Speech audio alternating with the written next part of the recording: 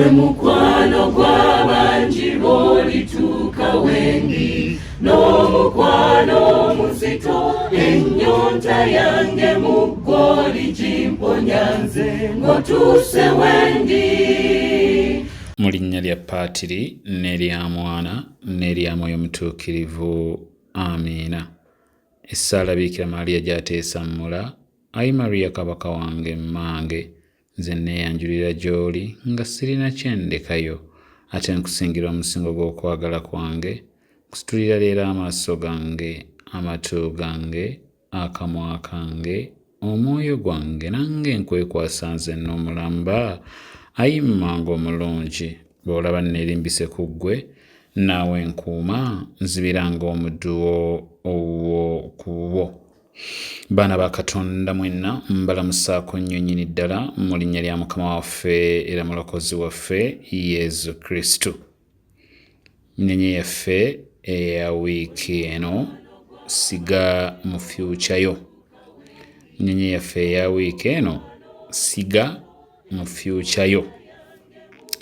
Ng'owuliriza munyenye eno eya wiiki eno era nga munyenye ey'okubiri mu mwaka 2024, nkusaba muli okimatire era okikkiririzeemu nti Katonda waffe byakutegekedde mu maaso by'amaanyi era bya muwendo nnyo okusinga bye waakalabako era bye waakasisinkana mu bulamu bwo obw'emabega. Kimatire era okikkiririzeemu nti Katonda waffe byakutegekedde mu maaso by'amaanyi era bya muwendo nnyo okusinga bye waakalabako era bye waakasisinkana mu bulamu bwo obw'emabega. Mikwano gyange abaagalwa, tukyali mu makya g'omwaka 2024. Nsaba tusalirewo ddala obutasiga mu biseera byaffe ebyayita, wabula tumalirire okusiga mu biseera ebyo mu maaso. Tumalirire mikwano gyange. Nsaba 31 Desemba 2023 okudda emabega tuleme kumuwa nnyo budde, wabula tusinge kubuwa 1 January 2024 okudda mu maaso. Okusiga mu biseera byaffe ebyayita kirimu okukkiriza osigale ng'okyalumwa olw'ebyo gundi ne gundi bye baakuyisaamu, bye bakola ebbanga eryayita, okuwa ennyo obudde n'ebiseera omuntu oyo eyakulumya, eyakulyamu olukwe, eyakusuulawo oba eyakwegaana. Ekyo kibayita okusigala mu biseera byaffe ebyayita. Ekyewuunyisa, oluusi kyanguwa okuwa obudde n'ebiseera omuntu oyo eyakulumya ensobi ze wakola ne bye wayitamu ebitali birungi, kyangu oluusi okubiwa obudde. Naye ekyennaku okwo kuba kumala budde, kumala biseera na kwerumya ggwe wennyini.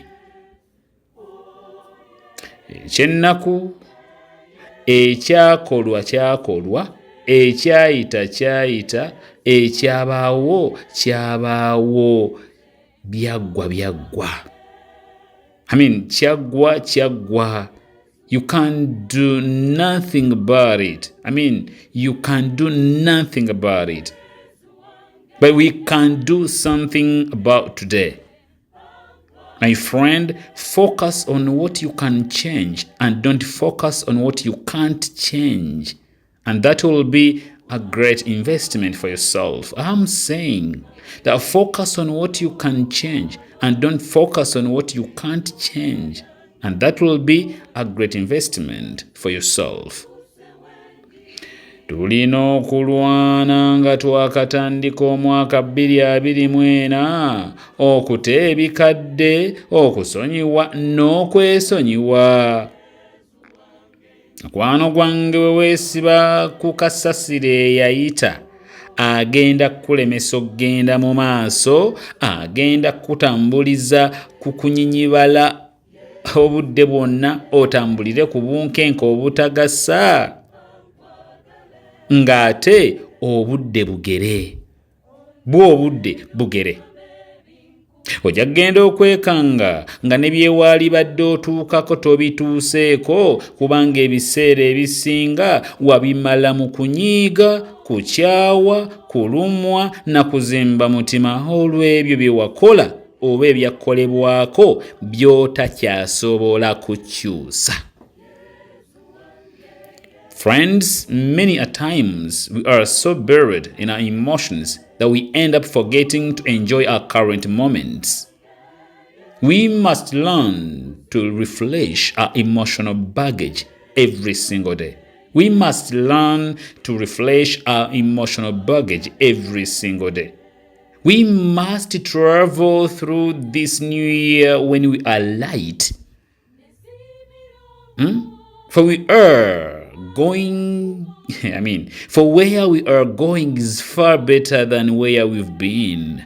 Where we are going is far better than where we have been.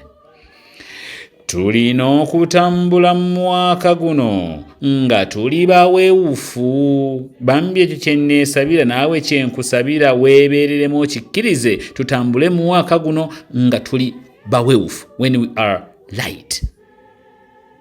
Bannange tweveemu twokye ebikadde. Guno mulembe gujja, mulembe mujja, mwaka mujja, nkola mpya, nkuba mpya, ndabayo ebintu mpya.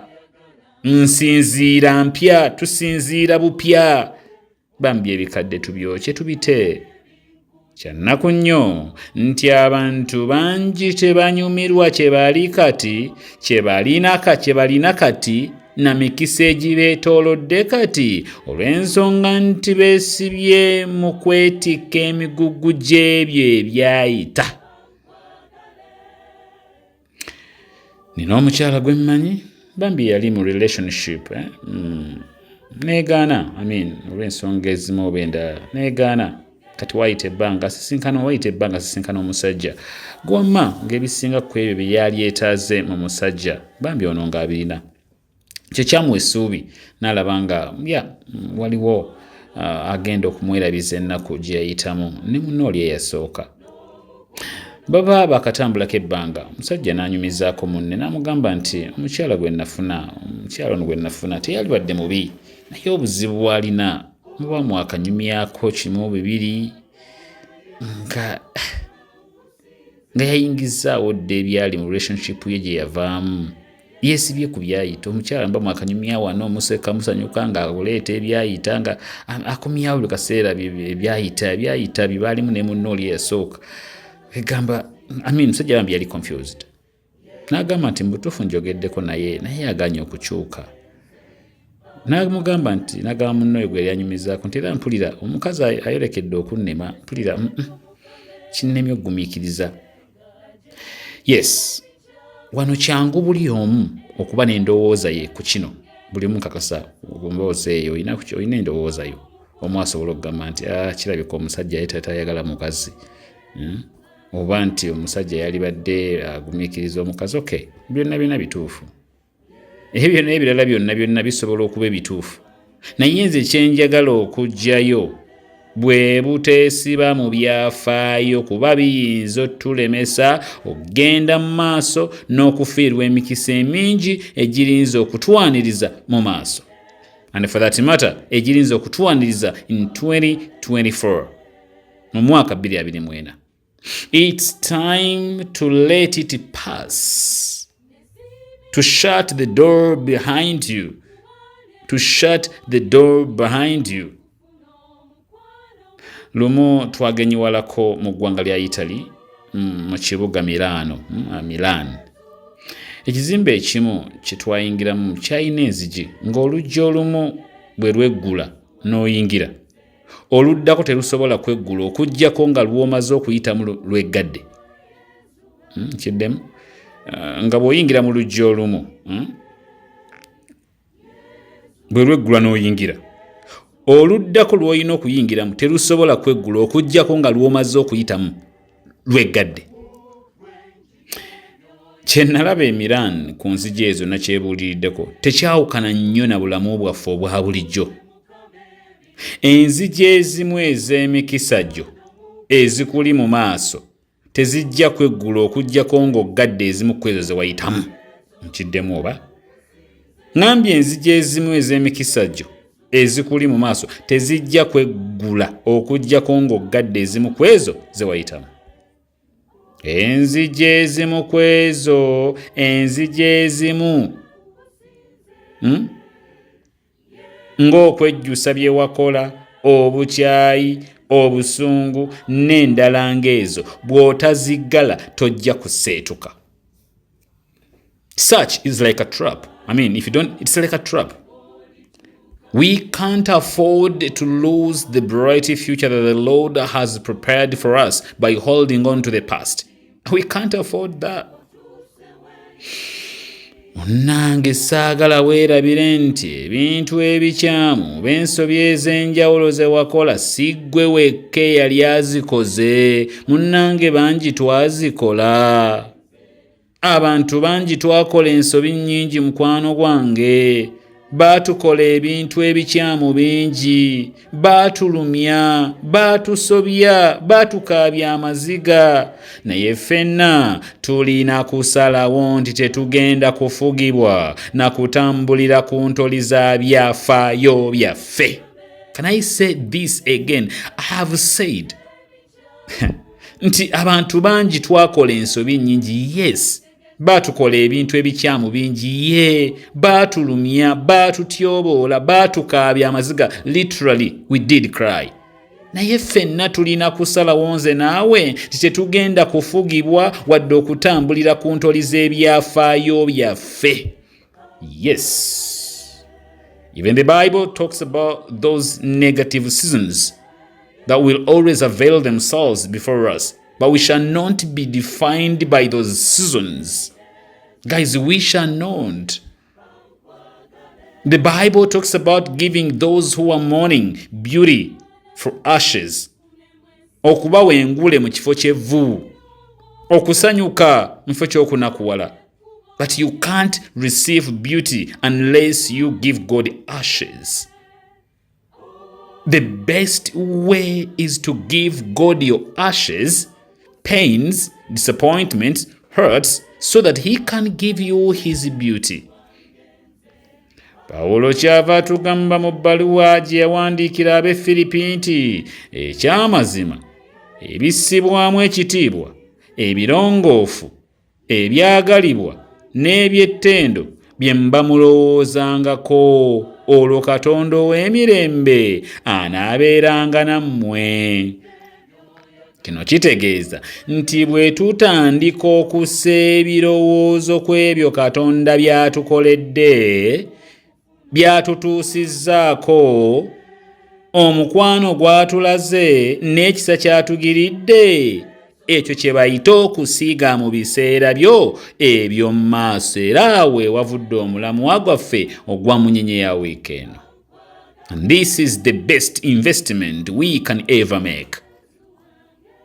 I want to say this with humility as we begin the year 2024. Please, my dear friend, let it go. Let it go. Let it go. If there is anything holding you back today, it's too high a price to pay. Let it go, because God has greater and better things in your future. And where you are going is far more important than where you've been, says the Lord of impossibilities. I'm saying, if there is anything holding you back today, it's too high a price to pay. Let it go, because God has greater and better things in your future. And where you are going is far more important than where you've been, says the Lord of impossibilities. Saba ensonga eno baana bange, tugikole eveewo kati. Bw'oba wooli wakusobozesa okuyingira mu mwoyo gwo, nsaba okwata ebyo byonna kimu ku kimu by'olabanga byagalwa okukusibira mu byafaayo byo, oleme kugenda mu maaso. oleme kgenda mu maaso kwetegekera na kusanyukira ebirungi ebikutegekeddwa Katonda wo mu maaso awo mu mwaka guno ogujja guno gwe tatandise omujja.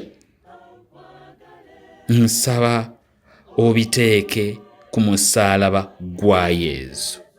Kimu ku kimu biteekeyo obyejjeko obiyite omugaye Mukama mbitadde. I want to open a new page. I want to begin a new journey with you. I want to really, to refresh my emotions. I want to refresh my emotional baggage. I want to refresh it. My emotional baggage. Obito tandike ofune essanyu epya owewuke mwanange. You must walk through this journey, of this year when you're light. Bw'omaliriza okukola ekyo oyimba akayimba kano mu kukkiriza okwa nnamaddala ti siridda nnyuma siriddayo. Siridda nnyuma nze ŋŋenda maaso. Siriddayo siridda nnyuma siriddayo. Siridda nnyuma nze ŋŋenda maaso. Once again, Happy New Year to you all, my dear friends, keeping in mind that great things happen when God mixes with man.